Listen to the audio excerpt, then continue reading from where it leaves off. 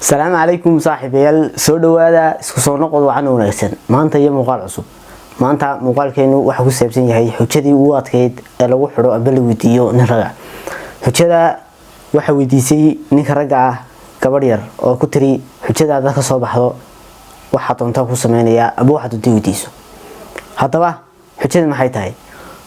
fadlan inta muuqaalka u gelin subscribe noo saar share garee asxaabtaada la wadaag haddii muuqaalkan ka heshayna fadlan like saar waxa la yiri nin bedow ayaa bari guursaday gabadh aad u aqal badan fariid ah diin akhlaaq qurux waxa leh kadib markii ay sanad ka soo wareegtay guurkoodii ayaa ninkii waxa uu dilay nin inaadeerkiisa oo ay gacan kaga dhacday kadib waxa uu baxsaday qabiil ay jaar yihiin oo mangaliyo weydiistay si aan loo dilin amba loo qisaasin waxaana uu fadhiistay majlis amba goob ay fadhiistaan odayaasha dhaqanka ee beesha oo ku jiro ugaaska beesha amba sheekh beesha maalmaha kamida ayaa ugaaskii beesha amba sheekhi beeshu waxa uu soo maray gurigii uu lahaa ninkii ay sheekada ku socoto oo ah ninkii dilay inaadeerkii waxaana ku arkay gabadh aad u caqli badan oo qurux badan oo fariida kadib isla markiiba waa shaqay oo qalbigiisa ay qaadatay ninkii waxa ku soo degtay fikrad ah sideed labadan qof u kala fogeysaa oo ah ninkan iyo xaaskiisa kadib isla markiiba waxa uu yimid meeshii ay rag badan fadhiyeen ee majliska ahayd amba goobtii ay odayaashu dhaqanka fadhiyeen oo uu fadhiyay isla ninkan kadib ugaaskii beeshu waxa uu yiri waxaan rabaa inaan sahan diro oo aan diro meel heblaayo oo ah meel lagu sheegay baad iyo biyo fiican cadceed fiican leh waxaan rabaa 4 nin amba 5 nin oo taga barta si ay u soo saamiyaan waxa raacay ninkii gabadha qabay iyo 5 nin oo kale kadib waa uu diray oo sahankii uu diray habeenkii markii la gaaray ee la kala seexday ayaa sheekhi beesha amba qabiilkii beesha waxa uu tagay gurigii uu arkay gabadha quruxda badan isla guriga uu galay markuu dhaxda marayo ayaa waxa uu jiray tiir kamida tiirarkii guriga ilaa gurigu waa madow la saarki maayo kadib markii uu jiray ayaa waxa codkii ku kacday gabadhii aad ka quruxda badnayd kadib waxay tiri waayo sheekhi beesha oo naxsan ayaa yiri waa sheekh hebel amba waa ugaas hebel oo ah sheekh beesha kadib waxa tiri sheekhow xilligan xilli fiican maaha maxaa darnaa maxaa ka caawiya kadib wuxuu yiri heblaayay waan waa shaqay quruxdaada ayaan la cajabay marka waxa rabaa inaan ku guursado kadib waxa ku tiri sheekhow maada ka warhayn in gabadh xaasaanahay kadib waxa yiri jacaylkeena male waxaan wato ii fuli kadib waxa ku tiri hal mid ayaan kugu fulin karaa sheekhi waxa yiri halka mid waxay waxa ku tiri hal xiraale ayaan ku sheegaya hal xiraalaha hada soo furto amba su'aasha ka soo jawaabto waxa doonta ayaan ku sameynaya waa diyaar wiil sheekhu ii sheeg bal hal xiraalaas muxuu yahay hal xiraalaha waxa ku tiri hal xiraale waxa weeye milixda waxa hilibka lagu daraa si aanay xumaan amba aanay qurmin balse hadii ay milixdu xumaato maxay hagaajinaya su'aashaas weydiis waxaana ku tiri cid kasta oo doonta la kaasho meel kasta la tag su'aasha oo sax ay keen kadib waa sax habeen dambe ay kugu soo ricinaya yiri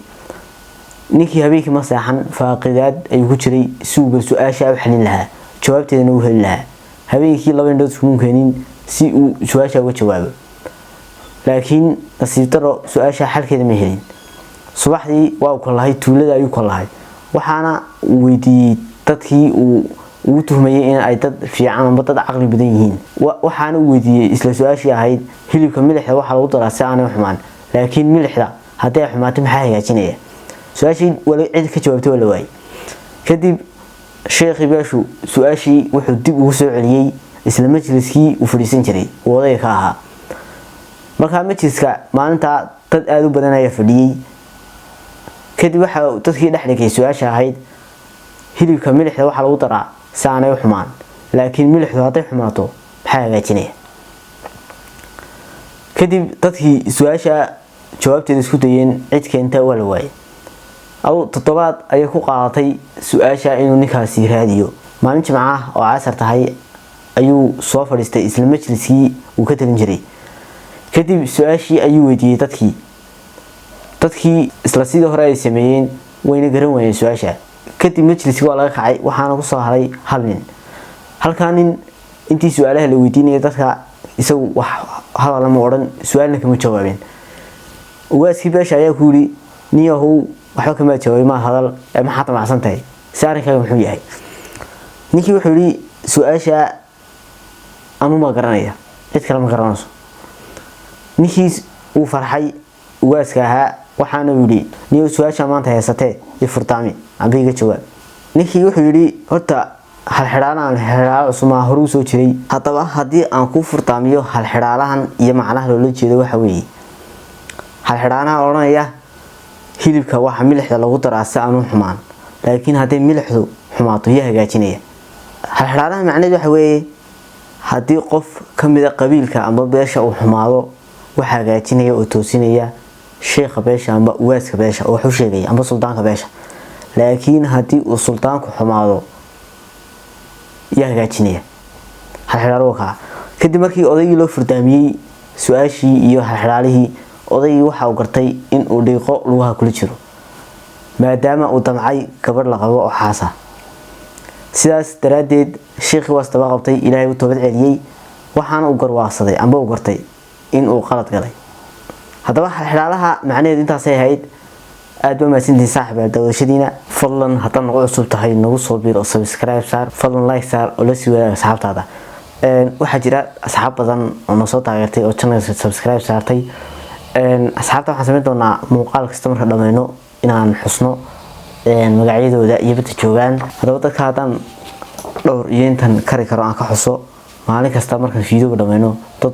dadkii maalin kasta marka video dhameeyno dadkii bartan soo gaarsiiyay ama subscribe tan oo sharfay ayaan xusi doonaa dadka waxa kamid ah Maxamed Kanaawi oo Kanada jooga